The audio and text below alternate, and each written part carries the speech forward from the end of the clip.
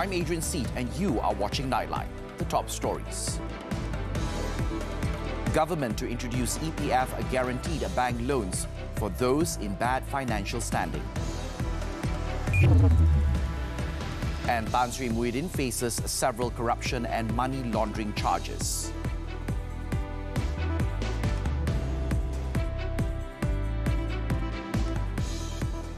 Thanks for joining us.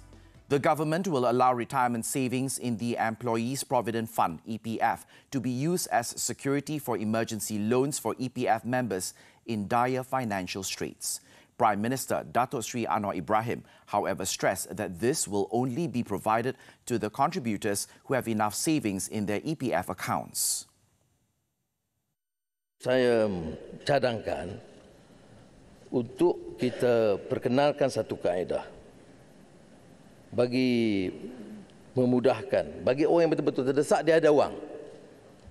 Maka saya akan pastikan supaya KWSP memberikan ruang bagi pencarum yang punya wang dan keadaan terdesak, pinjam dari bank ya, dengan collateral atau jaminan cagaran daripada wang KWSP. Ini yang terbaik. He said this while delivering his winding-up speech as the Finance Minister in Parliament on Thursday. He pointed out that Australia, Peru and Chile had similar policies during the height of the COVID-19 pandemic, where it allowed those who were financially strapped to withdraw from their retirement funds, adding that these countries have since stopped implementing the policy. The Prime Minister said he disagreed with another round of EPF withdrawals, but said he took note of the concerns raised by MPs throughout the 2 weeks of debates on the 2023 budget at the policy stage.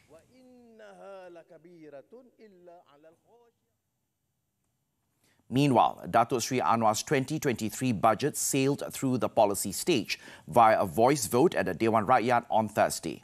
Dewan Rakyat Speaker Datuk Johari Abdul called the vote on the Supply Bill 2023 after a winding-up speech from Datuk Sri Anwar, who is also the Finance Minister. Ahli yang berhormat, sekarang saya kemukakan masalah bahawa usul di atas nama Yang Berhormat Menteri Keuangan di dalam aturan mesyuarat urusan mesyuarat ini diedarkan kepada jawatankuasa sebuah majlis. Ahli yang bersetuju kata bersetuju, yang tidak kata tidak. Lebih suara bersetuju. Terima kasih. Datuk Johari then proceeded to announce that the bill had been passed with its first reading through a clear majority voice in the August House. The 2023 budget will now head to the committee stage for the approval of the individual ministry allocations. It was earlier reported that a total of 167 MPs participated in the policy-level debate of the supply bill at the Dewan Rakyat on Wednesday.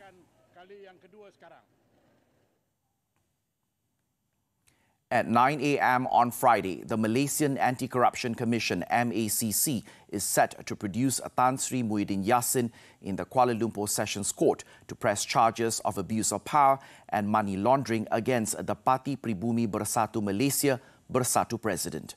The charges are related to government funds for the Jana Wibawa program worth billions of ringgit. Tan Sri Muhyiddin's appearance in court will come a day after he was summoned by the MACC to give his statement related to the Jana Wibawa program on Thursday. The Bersatu chief arrived at the MACC headquarters in Putrajaya at about 11:15 a.m. The Jana Wibawa scheme was introduced by the government under Tan Sri Muhyiddin's administration to speed up project implementation and boost the country's economy during and after the COVID-19 pandemic. The scheme was also intended to increase the capacity of Bumiputra contractors in the construction industry to be more competitive and resilient. The MACC, in a statement on Thursday, said the Perikatan Nasional PN chairman was detained at 1 p.m. the same day. The anti-graft body also said that the Pagoh Member of Parliament will be charged on Friday. On Wednesday, Tan Sri Muhyiddin had confirmed in a social media post that he had been summoned to the MACC headquarters on Thursday. He will be charged with 4 counts of abuse of power and 2 counts of money laundering. The MACC noted that the charges against the former Prime Minister will be framed under Section 23 of the MACC Act 2009 for abuse of power, while for money laundering under Section 4, subsection 1B of the Anti-Money Laundering, Anti-Terrorism Financing and Proceeds of Unlawful Activities Act 2001. After spending almost 9 hours inside the MACC headquarters, the former Prime Minister left the complex at about 8:20 p.m. According to MACC Chief Commissioner Tan Sri Azam Baki, the Bersatu chief was released on conditional bail and will go to court on Friday. Speaking to the media outside MACC headquarters, Tan Sri Muhyiddin said he expected to be charged for 7 separate counts. He was later seen leaving the MACC premises in a MPV. Saya hadir tanpa paksaan untuk membantu. At the Parliament, the Prime Minister said it would be unfair to call the investigation politically motivated, as the former Prime Minister will only face the charges on Friday. Dato Sri Anwar Ibrahim said this when he stressed that he is not involved with the MACC's latest investigation into Bersatu President. Mengapa ni dicerca kita? Tanya penjelasan SPRM dan Peguam Negara. Sepatutnya dituju ke situ. Ini maknanya seolah-olah rasuah ini mesti dipertahankan kerana dia kawan kita. Ini faham kabilah asabiyah ni. Tengok dulu apa pertuduhan. Tengok dulu bukti. Betul atau tidak rasuah. Betul atau tidak fitnah. Kalau fitnah, tak payah orang PAS. Saya akan bangun menentang kalau ada fitnah terhadap sesiapa. Tetapi kalau rasuah, kalau benar ada rasuah, benar penyalahgunaan kuasa, kita yang bicara Islam, kita baca Al-Quran, baca hadis, baca kitab, kerana kita pertahankan berrasuah di mana pendirian kita.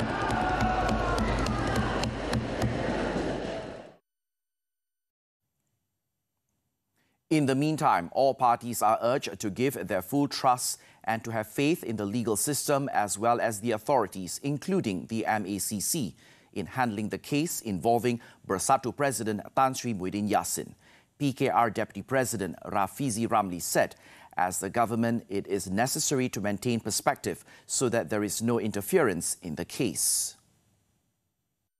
And I want to give the full trust and faith in our system, judiciary, and our SPRM, and our AGC. And this is, frankly speaking, this is what we stood for the longest of time. So I don't want, once you become kerajaan, tiba-tiba you wear a different cap and then you have an opinion when this has got nothing to do with any one of us. On a related matter, Bersatu has filed an application for judicial review to challenge the MACC's decision to freeze its bank accounts for investigation purposes. The application was filed at the Kuala Lumpur High Court on Wednesday. The party named MACC's Chief Commissioner Tan Sri Azam Baki and 19 others as the first to 20th respondents. It claimed that the decision to freeze its bank accounts was done in bad faith. According to the court document, Tan Sri Muhyiddin was also seeking an interim order that allows him to move freely and make all trips abroad without restrictions. The Bersatu chief is scheduled for a trip to London on April the 14th and 15th as a keynote speaker at the first annual conference of the Global Council for Political Renewal. According to the application, immigration had recently imposed a travel ban on Tan Sri Muhyiddin illegally and without any reasonable grounds and without being served with any formal notice. The Bersatu leader also wants the MACC to unfreeze a sum of 4.354 million ringgit for the expenses, operations and management of the party. Efforts to thrive in the digital age, expanding the connections between people, organizations and machinery. The digital economy, a critical component of national transformation. A new driver of development. MDEC CEO Mahathir Aziz speaks to Money Matters on what's driving digitalization nationwide. this Saturday at 5 p.m. only on TV3. The Bank Negara has decided to maintain the overnight policy rate OPR at 2.75% at its Monetary Policy Committee MPC meeting on Thursday. It stated the stance of monetary policy remains accommodative and supportive of economic growth at the current OPR level. It would, however, continue to assess the impact of the cumulative OPR adjustments given the lag effects of monetary policy on the economy. Moving forward, the central bank said it remains vigilant to cost factors, including those arising from financial market developments that could affect the inflation outlook. Further normalization to the degree of monetary policy accommodation would be informed by the evolving conditions and their implications to the domestic inflation and growth outlook. The MPC, in the meantime, will continue to calibrate the monetary policy settings that balances the risks to domestic inflation and sustainable growth. Meanwhile, the overnight policy rate is expected to go higher in the upcoming monetary policy meeting in May. UCSI University Assistant Professor in Finance Dr. Liu Chi-yung said that Bank Negara's decision to maintain interest rates at 2.75% was expected, but may increase in the next monetary policy meeting due to external factors, including the trend of rising interest rates in the United States. In my view, this is just, I would say, a temporary situation. And the thing that we must understand is that Bank Negara Malaysia basically follow what other countries does, particularly the US Federal Reserve. And in the US, there is a trend towards upward interest rate hikes for this year, basically, despite the implementation of the Inflation Reduction Act in the US, but somehow it seems that it's not easy to reduce inflation in the United States. So therefore, there is an upward trend in interest rates over there. And this is precisely the reason why we shouldn't be so happy that the OPR remains at 2.75% for the time being, because there is a high chance that Bank Negara Malaysia will further increase the interest rates probably later sometime this year. The Home Minister is empowered to use his discretion to exempt any registered society from being subjected to all or any of its provisions under Section 70 of the Societies Act 1966. In this regard, Prime Minister Datuk Sri Anwar Ibrahim said there is no issue of Datuk Sri Saifuddin Nasution Ismail supposedly overriding the authority of the Registrar of Societies, ROS, pertaining to the decision to allow UMNO's no contest motion for the top 2 posts in the upcoming party polls. Dia dalam peruntukan undang-undang ada kuasa ROS yang kemukakan kepada menteri, ada kuasa menteri. Jadi biar menteri jelaskan, ya. Dan menteri telah pun jelaskan. Saya dalam kerja saya di DPM dan di Kementerian Kewangan, ada kalanya saya override keputusan pegawai. Umpamanya dulu pegawai diarah untuk memberi kontrak ikut rundingan terus. Saya override kerana saya fikir lebih baik kita gunakan proses tender supaya lebih telus. On Tuesday, Datuk Sri Saifuddin confirmed that UMNO was granted an exemption pursuant to Section 70 of the Societies Act 1966 on the resolution made at the party's General Assembly to bar contests for the President and Deputy President's posts.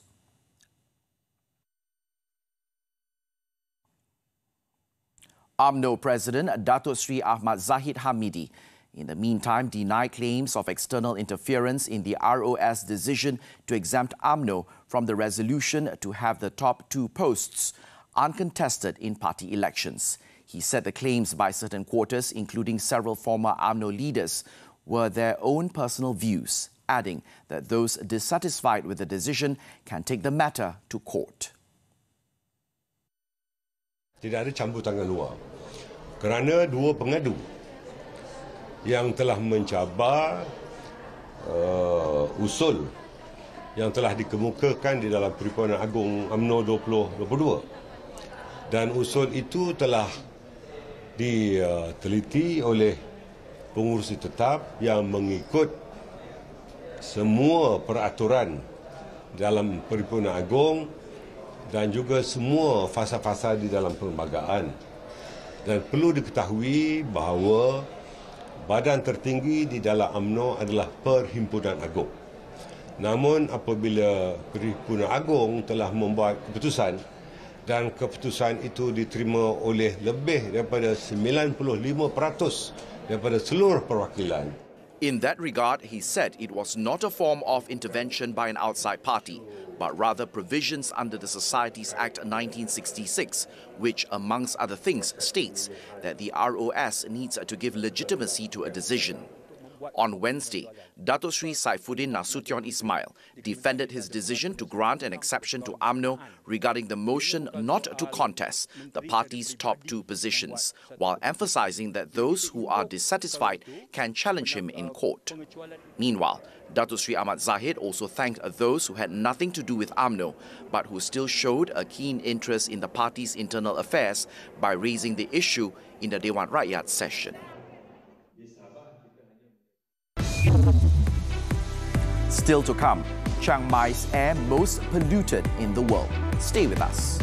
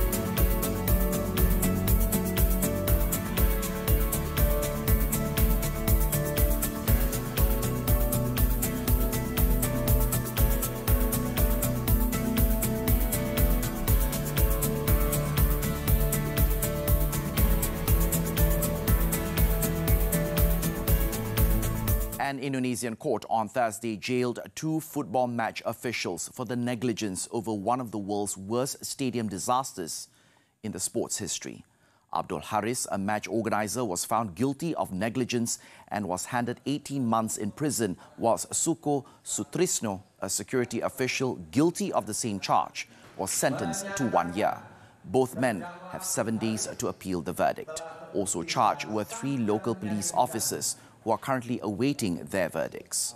The October stampede in the East Java city of Malang killed 135 people after police fired tear gas into packed stands when supporters invaded the pitch. Hundreds of people fled for narrow exits, resulting in a stampede that left many trampled or suffocated to death, including more than 40 children.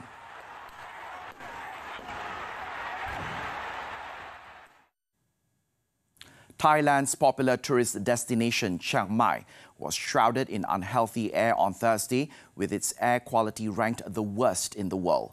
At 2 p.m. local time, the city's air quality index AQI reading in the Chiang Mai sub-district was recorded at 187, which was an unhealthy level. A technology partner of the United Nations Environmental Programme, IQ Air, said the PM2.5 concentration in Chiang Mai is currently 22.8 times the WHO annual air quality guideline value. PM2.5 is one of the deadliest forms of air pollution. Tiny particles with a diameter of less than 2.5 micrometers, or about 3% of the diameter of a human hair. This means they can penetrate deep inside the lungs, where long-term exposure to these particles can result in cardiovascular and respiratory diseases as well as cancer. It was reported that residents in Chiang Mai and the other northern Thai provinces have been reeling from poor air quality for more than a week.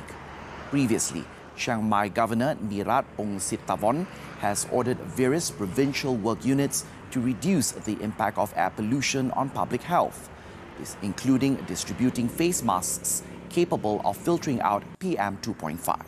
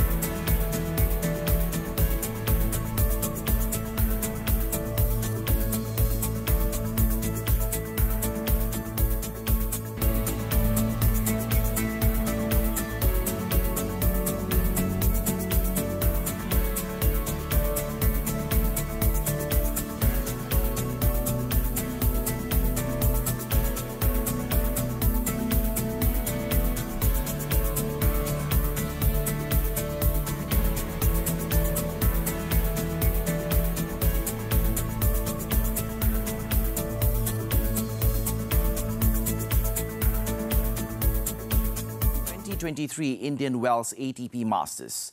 Jordan Thompson of Australia recorded an upset as he trounced veteran Gael Monfils of France in the opening round. Thompson showed high determination as he took the first set 6-3. The second set was easier for the Australian, cruising to a 6-1 victory and a spot in the next round. Thompson will now face number 2 seed Stefanos Tsitsipas in the second round.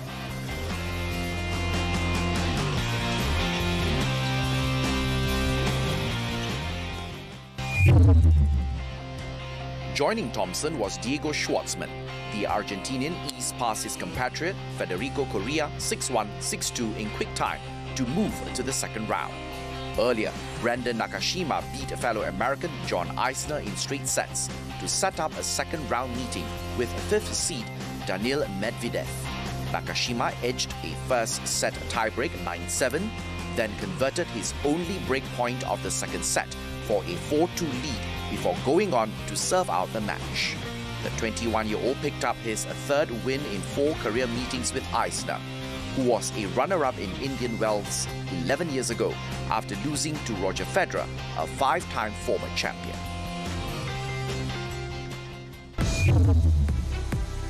After this short break, judgment on May 3rd as defence closes case in Siti Bainun's trial.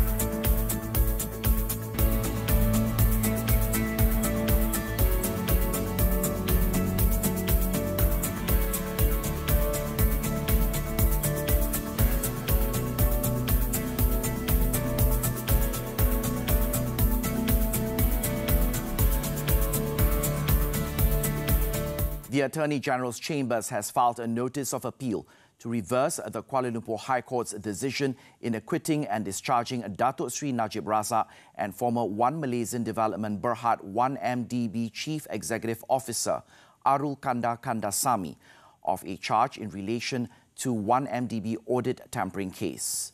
A source from the prosecution who confirmed the matter said the notice was filed on Thursday. The prosecution had 14 days to file a notice of appeal to have the Court of Appeal overturn the High Court's verdict. On March 3rd, Judge Muhammad Zaini Mazlan ruled that the prosecution had failed to establish a prima facie case against the duo at the end of the prosecution's case. Both of them were charged under the MACC Act 2009, which provides for a jail term of up to 20 years and a fine of no less than 5 times the amount of gratification or 10,000 ringgit, whichever is higher upon conviction.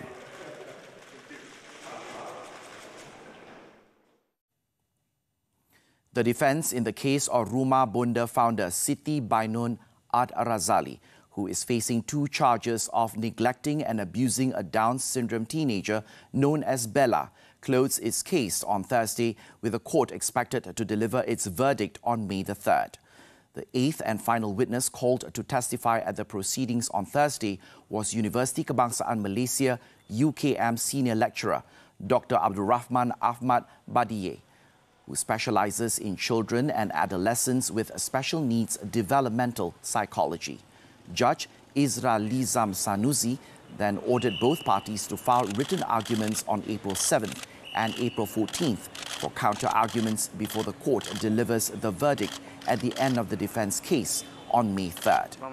Siti Bainun is facing 2 counts of neglecting and abusing a victim referred to as Bella at a condominium in Wangsa Maju, to the point that she suffered physical and emotional injuries between February and June 2021. The offence under the Child Act carries a jail sentence of up to 20 years or a fine of 50,000 ringgit or both upon conviction.